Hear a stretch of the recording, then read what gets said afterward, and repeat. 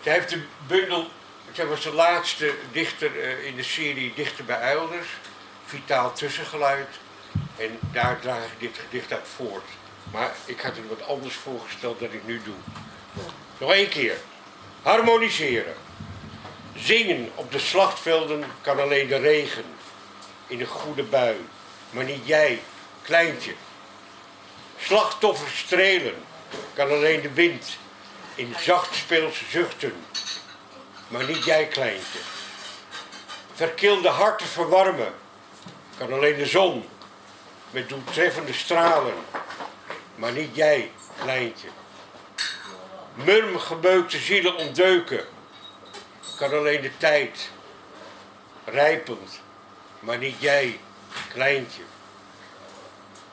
Je stem mag gaan zingen in jou. Je adem mag jou gaan strelen. Je hart mag jou gaan verwarmen. Je ziel mag uithuilen. En geluk. Anne Nederkoorn.